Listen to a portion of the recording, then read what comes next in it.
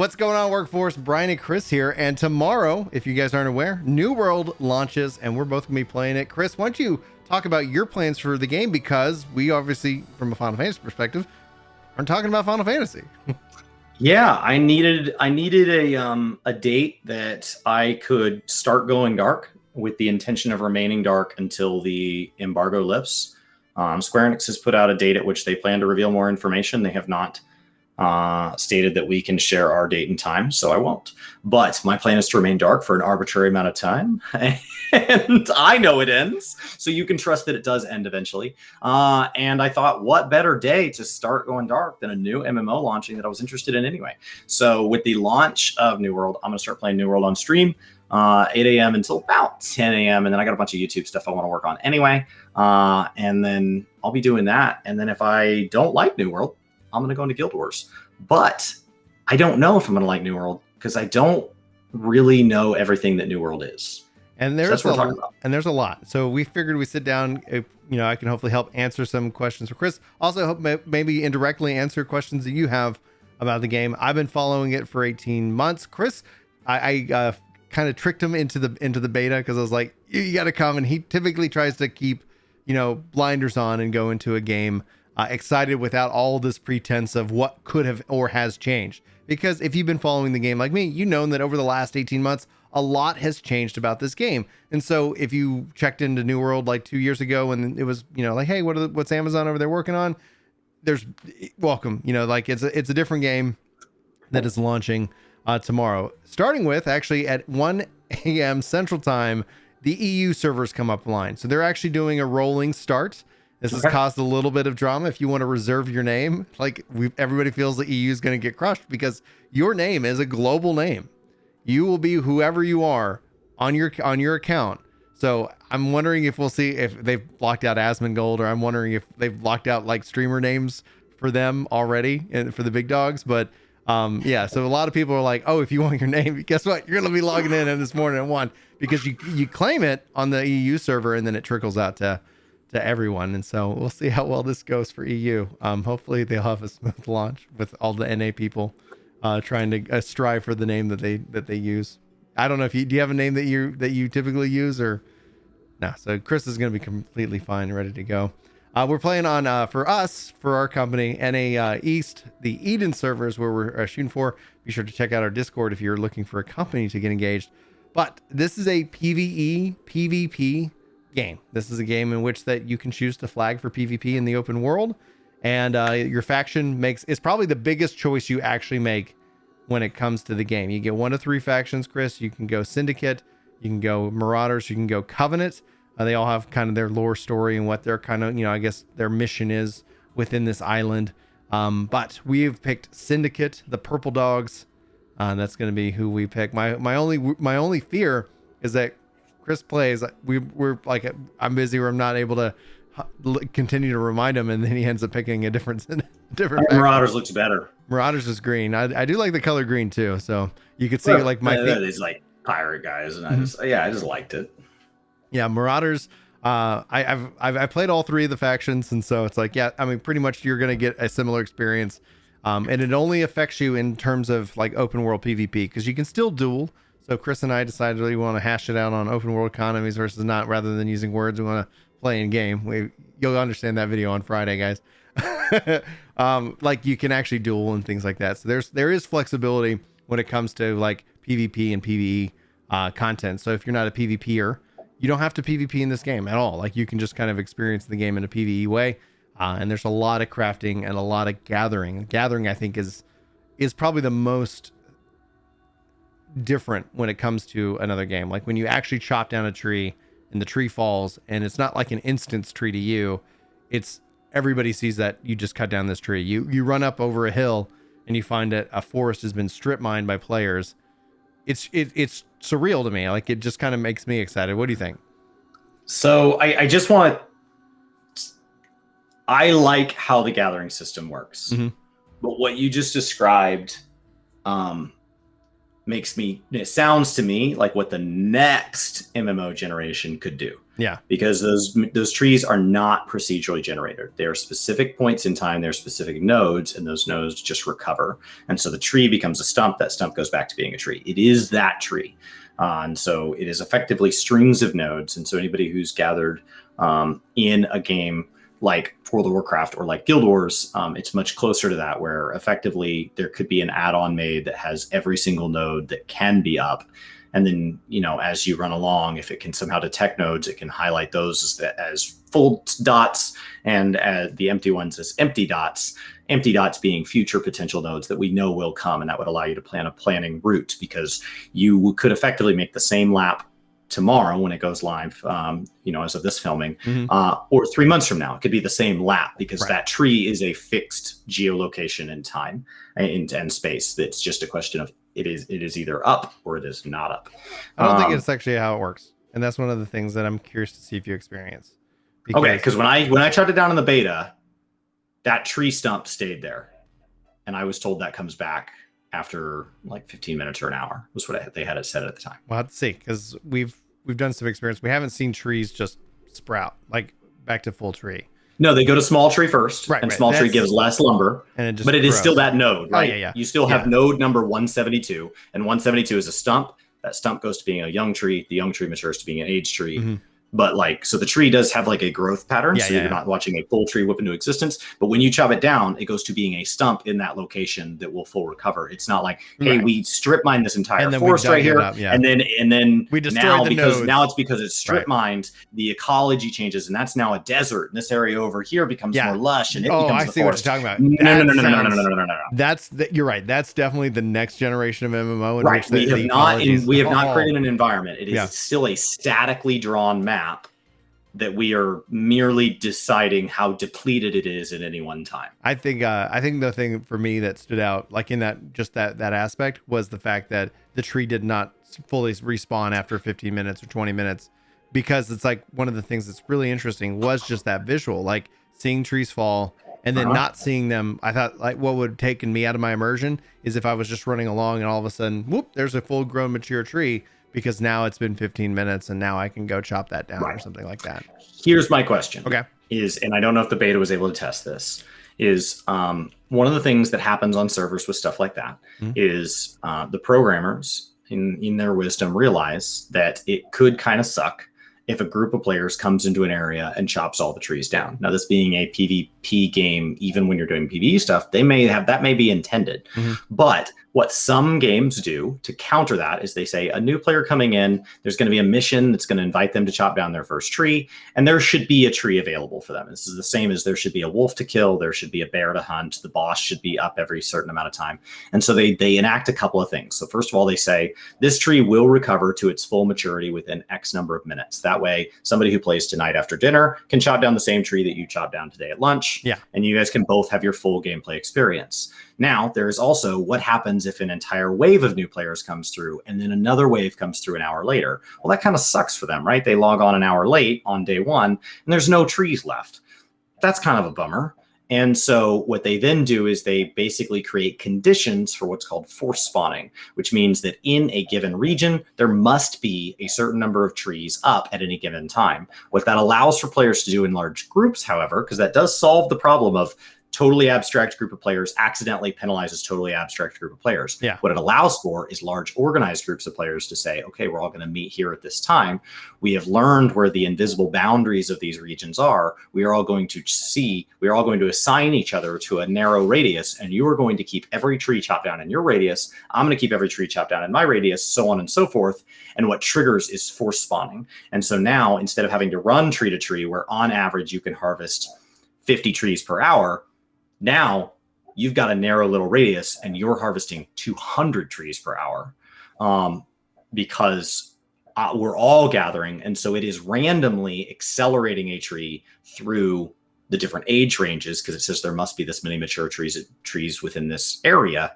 And that allows you to have infinite number Yeah. of very rapidly spawning mature trees. And I don't know if that happens in New World, because the only way you It's discover that behind the possible. scenes stuff happens Right, is just when test players get together and agree and to test. abuse the system as a Yeah. collective. I think that's going to be something really interesting as players test it. Because at the end of the day, like, you don't have that much coordination in these small beta tests, but when Right. it comes down to it, right now I think one thing that offsets it is the quest to go chop down a tree is actually in an area massive with trees, right? So that Right. from a one-off, or even as the game, like you run into your first city and it's like, hey, go mine some ore, go, gather some wood, build a camp, etc., that it's your introduction to it. So at its core, it's balanced because of size, like the zones and the weight lands and the axe that you start with. Yeah, and there's a time to cut down a tree, because you're not like one that will cutting decrease. it. But massively. Like when you guys get some of the end game tools,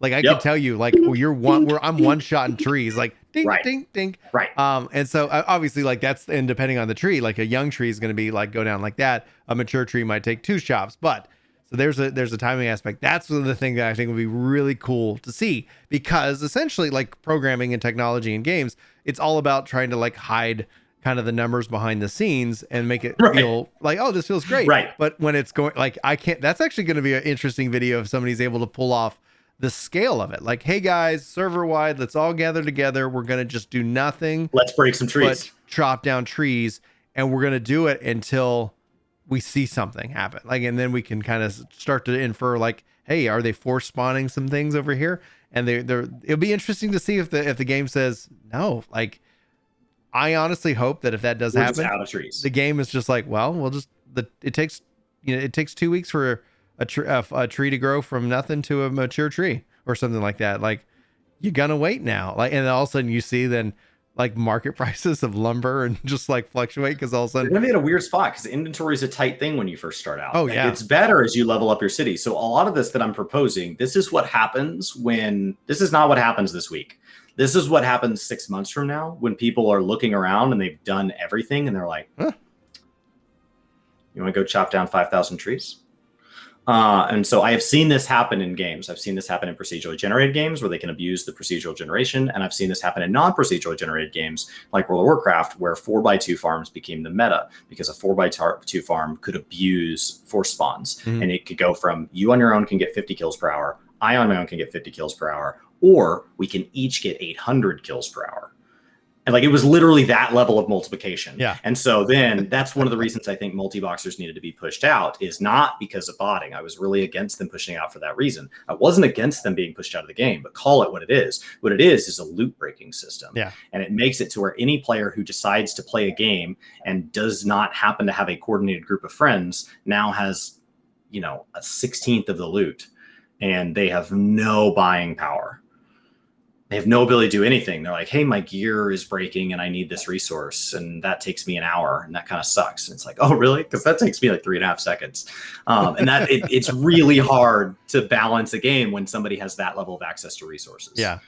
So what other questions or things are you interested in, especially with the launch tomorrow? So I played just enough of the beta to see areas where I can see what they've been inspired by. One of the things I think was a clever use on their part of being an MMO is it does not feel like any one individual component of New World is totally new. It feels like they have gone and take a sampling of every game out there before, and they have said, I liked this about this game, but it had this weakness. I like this about this game, but it had this weakness. And they have layered those into a unique compilation and then put it within their world. And so I'm interested to see how those systems interact, because some of these systems from different games have not interacted. This game is a lot like Elite Dangerous. It has a heavy overlap with EVE Online, WoW, and Guild Wars, which are 3 very different games, and it does have overlaps with all of them. And so I'm interested to see how those systems play together. A lot of people, a little ESO. Mm-hmm, Absolutely, that's a good one too. And so it's interesting because the games I'm listing are all games that if you told those communities they were like each other, you would have a riot on your hands, because they're not. And so to see all of those represented in one game, we're going to see systems play together that, you're going to really see like a DC hero and a Marvel hero in the same movie. Yeah. And that's a unique moment. So I do think there's some unique opportunities here. I'm interested to see what happens with the player PvP, because my understanding is we fight over a zone for control through either contributing through PvP or PvE means, basically contributing through like fates and dailies, which I'm sure after a time will start to feel repeatable, because they can only be so many themes. MMO questing has not been solved as a problem yet. I'm going here, I'm standing here, I'm gathering here, I'm killing that. It's been the same for 20 years. So they really have not, nobody's broken that mold yet. And so you're going to do that until the zone effectively is challenged for control. And then it's going to put a timer on. I don't know if that timer is always the same or if it's just like a public version of the Final Fantasy housing timer, but there's a timer that says in the future, we will now, like gentlemen, slay each other in the forest to fight over this. And then it's going to choose people to fight in that fight from each side. And the winner gets to keep the zone for a cooldown until this whole thing can be fought over again. So how long are those cooldowns? How long are those battles? Who does it choose to fight? How does that all work? Because like, obviously you're like, man, I worked really hard to fight this zone. And then they scheduled the fight for, oh crap, I'm going to be at work. Right. So how does that work? Well, there's a couple systems actually in play. So we're going to kind of talk about it, PvE and PvP. So PvE wise, you go to your faction board, you do your PvE quests or your PvP quests. If you take a PvP quest, you will be flagged for PvP. And you have to be in a party that everybody's flagged for PvP. So there's it actually has some nice quality of life saying, hey, if you take this, you're getting flagged and everybody in your party will be flagged as well. Like you can't have a mixed party of PvE and PvP. So that's the one thing, but those earn points. So let's say you don't own the zone. You're now what's called undermining the zone. You put in points into that, you undermine it, it eventually hits a threshold, makes sense. And then war can be declared. So war gets declared and the system will select like a captain. It will select it. You don't like, just because you went and did quests doesn't mean you'll be the captain. But the more effort that you and your company put in to especially a specific zone helps increase the odds that you might be the captain, you might be selected. It then goes and pulls from within the faction 50 people, and it's going to take the owning faction 50 people. So the battles don't come down to who's got the most resources, who's got the most players or whatnot. It comes down to a 50v50 match that does get scheduled. If you can't make that time, it will tell you when it is. So you're like, oh, I'm at work at that time. You're just not going to register for that. So it's going to look in that regards. I would suspect, based off of time zones and the fact that most people work, there's going to be stuff that happens during the day that will be scheduled kind of for the streaming crowd. And there'll be stuff that happens probably in the evening. The other thing you also have going on outside of war, which is the PvP, you have invasion, which is the PvE, kind of a horde mode in which that you have to fortify the city and defend it from waves and waves of like powerful monsters that try to wreck everything and then basically lower the city's level. If you guys aren't aware, like doing things you can become a governor of a town and you can use it to upgrade your crafting and materials and buildings and assets within the system itself. It's not as quite as glamorous as what Ashes of Creation has proposed, but interesting to see over time if they do evolve it into a system of that nature. But you do have like powers of tax and things like that. So there's a PvE, PvP, but there's no guarantee that like tomorrow you're going to be doing a war. And practically speaking, I don't know if a war was declared until a couple days into the betas, but I could be wrong. I'm maybe there's people out there who know how to speed run it so fast, and then you have two competing people speed running it to one to claim it. Well, people got better by the end of the beta. People were finding that you could find the same mission from multiple cities, and then you could go and do it once and then complete them for all of them. Yeah, so that exploit was people fixed. optimized, and so so every time they optimize, the devs will see the optimization and they'll go either yes, I like that, or, and that will become the new meta, or no, I don't, and in that case, they say that gets banned. That gets not the players get banned, but that concept gets taken out of the game. Yeah, and so. I think there will be, if there's not metas right off the bat, there will quickly be metas. And if there are metas off the bat, those will change and shift over the initial weeks as somebody finds the better optimization method. So yeah, that was one thing I'm interested in. The crafting system was it's simple. Very like Ark Survival, Valheim, like action RPG, you have the materials, craft. And so I do wonder kind of what the depth it becomes there, because it felt very... It's going to be a crafting game about perks, meaning you're going to like you can go and make something, but then when you start actually getting like a Zoth, which is like this like rare material that you use for many things, teleportation is one of them, crafting is the other. So the goal of adding a Zoth is to increase its rarity and the chance that it gets perks, because gear is fine. Perks are really what you're going to be after. Even in a, like you can put a perk on your battle gear that says every time you chop down a tree, you get more Zoth. Like there's some really powerful perks out there. You kind of think Destiny and chasing after rolls. So crafting will be like, yeah, I crafted that, but I'm really chasing like a specific set of perks that I want on this piece of gear.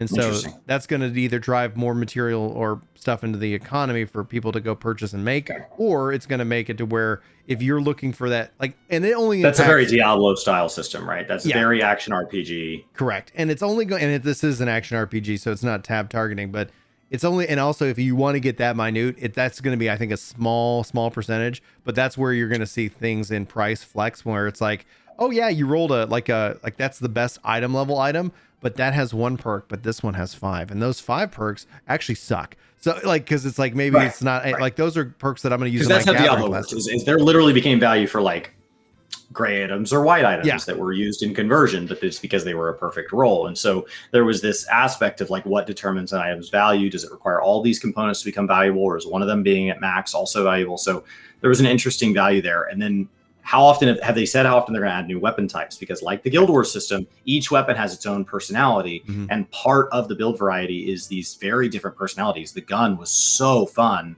like right from the get-go. And yet some of the big two-handed, it's like, this is going to take some adjustment. And the gun was so fun. So to your point, we don't know an ETA, but we've actually already seen 3 new weapons that aren't in launch that are coming. It's a blunderbuss. So if you like shotgun, there you go. Cool. It has twin daggers. So if you kind of want that thief play, and then it had the what's called the Void Gauntlet, which sounds more like a kind of a dot damage over time, weapon, magic weapon, etc. And then we've already seen like claymores, great swords, and other things. There's a lot of cool ones. There's a lot, like the thing from a gameplay perspective that what has me excited, especially let's say we get 1 or 2, or maybe we get all 3 of those weapons within a year, right? That every time they add a new weapon, because your build you carry 2 weapons equipped at any one time, like that completely could change the sandbox for everyone. Like, oh yeah, it was great axe and great hammer. Like, yeah, that was awesome. Oh, but then Void Gauntlet came out, and that completely changed that. Like, you want to rock the axe and then the void, or somebody counters that with hammer and blunderbuss, and like all of a sudden it's like complete. It's gonna. Yeah, I think ESO players are gonna be really fast at adapting to a shifting PvP meta like that. Where PvP when ESO first launched was like, wow, we're all just experiencing this Age of Empires thing the way we want. It's really fun. And then 2 years later, it was like, this is or you're doing it right, because there is an optimal method, and that became something very different than it was on launch. So it'll be interesting to see how fast players from games that have already kind of ventured into these ideas can adjust to what's different here, and pivot. And I think that's really what I want to see is what do players make of this? Yeah. What is the content rollout? Because MMOs just historically struggle to keep up with games that have been around much longer and have had the opportunity to develop a content library. But Amazon, they hired a very experienced staff. They have, a handful of resources. They have some pretty good access to. They have pretty good access to some people that know a little bit about servers. So, like the fact that you have a company that's the backbone of like a third of the internet and has an incredible amount of resources and hired experienced talent. If anybody can punch a game right out of the gate, immediately feeling good, and then slam it with content back to back to back, Amazon's on that short list of people that could do it. So, like, if anybody can, brute force an MMO. This is kind of it. Like, this is one of them. So very exciting to see. As far as a list of people who could do it that are also not already running an MMO. Right. Because could WoW 2 come out good? Yeah, sure. It could be amazing. I believe there is a version of reality where that happens. But like, they also did it once. So like, the difference here is like, this is new. Yeah. And yet also like, not fair to compare to like, some indie studio. Like, oh, Bellular's team's working on an MMO. I wonder if it'll be like New World. It won't. Like, it's not backed by hundreds of millions no shade of dollars. To Bellular, we're rooting for you, but yeah. We're rooting for you. But we know that you have slightly less resources than Amazon. Yeah, a little bit. I haven't seen your pocketbook, but I bet it's less than Amazon. Something below Amazon. So I think those are all things I'm interested in. I had a lot of fun in it just because I saw patterns in other games. I do that anyway. I see Yeah, that's patterns what in you do. everything. Mhm. And so like I find this unique overlay of patterns. It's the first time I've seen them overlaid in this way. And so it is kind of a nostalgia trip to see somebody who didn't try to reinvent the wheel say, let's take the best components of all the cars and build our own car. Like I like that idea. And I've wondered why nobody's done it before, like to this degree. I've wondered why everybody's like, well, we got to make our own thing. Why? A lot of times people are playing an existing game and they're like, hey, I like 80% of what you're doing, but I can't play because the remaining 20%. So like there is a market for just taking the best of everything and putting it together. That's what Square Enix did with Final Fantasy. Yeah, like that when it gave us a Realm Reborn. Yeah, well, not just even Realm Reborn, but they did it originally with Final Fantasy XI, where it's like, oh, hey, there's like, it is so much like, I can't even, what's the name of it? The one that came before. EverQuest. Thank you. I was like, why am I thinking? I kept Ultima going Online also. I kept thinking ESO, and I was like, why am I like that's not right? It's what Temtem did. Yeah. Like everybody's like, well, they took the MMO from Pokemon. What MMO? Yeah, what MMO? Like all they did was make something the market had been asking for. I think the other fact that we've seen new zones that have leaked from data mined footage of people running around like new zones that are not launching tomorrow is also exciting. So it's like also I like that Amazon hasn't delivered a roadmap, and I know people have come to me and said that they're frustrated that Amazon hasn't sat down and said, here's our, because they say like, yeah, we're in this is our we have a 10-year plan, and I go, I don't care, I don't believe you because you don't have a track record of proving that anything. Like I default back to Anthem's 10-year plan and how that quickly dried up because there wasn't a 10-year plan. It was just a note. Now I do believe Amazon has one, but I'm like, I don't need to hear it. I don't need to read about it. Deliver it. Just show up and then have a great launch. And then in a month's or 2 months time, hey, here's an update. And then here's what did we learn? New weapon. Yeah. What did we learn? What adjustments were we making? Oh, and by the way, February 1st, here's a new weapon, like boom. Okay, cool. And then like what I'm interested to see is that what we kind of moan about within the 14 world, because like you can kind of see here, like, hey, the patches are like, okay, yeah, I know we're going to get our raid. I know we're going to get this. Like it is dependable. I guess dependable is the positive word, but like ultimately you can kind of get fatigued. And so I'm hoping that actually we can see Amazon get to dependability, a level of which that it's like, hey, it's every 4 months Amazon says, here's this new update, but we don't know. And that's going to be something that we're all going to be on a kind of a journey together to see. I think overall, like there's a lot of things that have me excited with this game. And I really kind of fell in love with it from the first moment I played it and really kind of interacted with the world. I was like, oh, wow, the world feels very interactive. It feels very immersive. The music, everything kind of comes together. And I'm just like, okay, let's see where this goes, because no matter what, I'm fully expecting the, people going like, it doesn't have all this content. It doesn't have all this. It's like, it won't. I don't expect it to. Yeah. Like if you have that expectation, I think you're fine. But if you're looking at like wanting to see like, hey, I'm coming from Final Fantasy and it has this amazing narrative and it's got these great characters. And it's like, well, I would definitely probably say stick with 14 for that, especially with Endwalker just here in a couple of months, because you're not going to have that same level of experience. And so it would, it's definitely going to be different for a lot of players who've never kind of stepped into a kind of an MMO like this. It's just different enough that I want to see what it is. It piqued my curiosity. I was nervous going into the beta that it would kind of ruin. I already was like, I'm going to play this. And so I was like, it can only go downhill from here. Like it is, I will play it or I don't play it. So like, if I'm already going to play it prior to logging into the beta, either it stays the same and I'm still going to play it, or somehow you ruin it. So like, the beta showed me just enough that I was like, yeah, I stand by my decision. I'm going to play this. And it fell at a really good time. The only reason I wasn't going to hard commit to playing it was they were like, yeah, it'll be like this summer or this fall. And I'm like, all right, okay, when's Endwalker? And it's like, well, we don't know. Like, and when is New World? We don't know. Are you going to play it? I don't know. Because like, it's not going to replace Endwalker for me. Yeah. No offense to New World. It just like, it's not going to replace Endwalker. Endwalker is the finale to 8 years of my life. Like New World, you seem great. I just met you. So I am looking over there. I am looking forward to trying it and giving it a couple weeks and seeing what everybody else makes of it. I think for a lot of people, especially because it seems to have pulled from such different games. Yeah. Let's say we could hard list it. We could get it to where it's pulled from these 5 games. And if everything it did is from these 5 or whatever. there's probably a whole host of players that have only played part of that list. Right. Which means that anything from the remainders is brand new. Brand new. So anything where I'm like, this is a carbon copy out of game X. If you have not played that, it's still new to you. So I think there's going to be a ton of players that are discovering long tested, perfected systems that are going to be like, wow, this works so well on day one. Well, yeah, that's because they started with version 89 because the other company did the first 88 versions for them. So I think there is a real propensity here for a lot of polish, which right now, I would say is kind of my final note. The polish that was there in the beta with what we have come to be frustrated with in the games industry, the beta, it impressed me with its level of polish. I have been really concerned with games not being ready on launch. And it's not that it was perfect. There was still definitely like, oh, they definitely have some things still to work on. But like there were also areas where I was just like, well, this is just working. Like this is just doing what it's supposed to do. Yeah. One of the things, like I'm building right off of that for my final thought in this regards is that within 12 hours from the time this video is posted, easily we'll know the answer to it. That's why I'm like, I'm on the edge.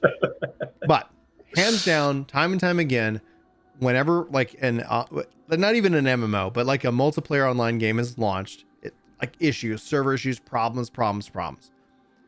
However, my experience with the closed beta and the open beta, the closed beta had more issues. The open beta was just smooth as all get out, and it had a huge turnout. Mm-hmm. Will this be the online game to launch that doesn't have problems with servers, etc.? You know, like people go, hey, wow, it worked. I got it in and played. Not queue times. That's a different thing. That then changes the narrative of, hey, all games have these problems at launch versus no, they don't. Like, have you met this game? Yeah, Amazon's got big pockets. So my curiosity is, will that be the case here? And if so, I could guarantee you that Microsoft and Google are watching what happens like hawks, because they cannot follow it up and be like, well, you know, guys, like, all games launch. Halo Infinity launches. Right. And it's like, all these problems. And it's like, man, you know, it is the importance of breaking records, right? It's the importance of breaking the 5-minute mile. Once one person did it, a bunch more people could do it. Well, and also beyond a bunch of people, it then also sets a bar, a standard that people can point to and say, well, no, that's not true because somebody did it. So we'll know in 12 hours if that's the case. If Amazon can't do it, then that continues on. But I'm just been generally curious. What does that look like? What world does that look like? I believe in Amazon here. Like, Amazon Web Services. Like, I'm just saying, like, not too many games have like the backbone of the internet's office number. So, right. Like, if anybody can do it. Oh my gosh, like, so true. I think it's just an extension. Like, they don't even have to dial 9 to get out. I don't think they even have to hit a number. They just do this, and it's like, yes, hello, can we help you? But you're right. Like, it's also then going to serve as this massive advertisement to all the game companies out there. Hey, you want to have a smooth launch? Don't go with Google or Microsoft. Come to Amazon. That's the other thing. People are like, oh, I was like, New World means more to Amazon than a lot of people realize. And I think it's that discounting that people have discounted the game up till now. It's actually going to work out in his favor, as opposed to Ashes, who has to save the MMO genre. New World just has to not suck.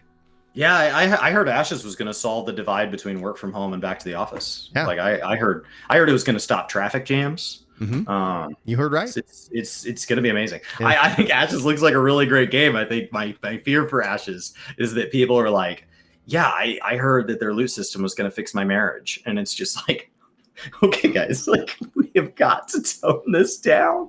What happened? So just the thing that, like, what if it did though? Like, what it actually undersold it. I've never been happier. This is we're 30 some odd minutes in, but it's like, nobody will find this. It's like, you know, it's like, oh man, you know, like, I can't even say it. I'll say it after we get done recording because it's just too dirty. All right, guys. Chris, why don't you take us out? I'm picturing every late night ad now. Are you having problems with this? Ashes of creation. Ashes of creation. Guys, if you are this long into this video and you have a single problem in your life, I have great news for you. Ashes of creation gone wild. We'll see you guys next time. Take care.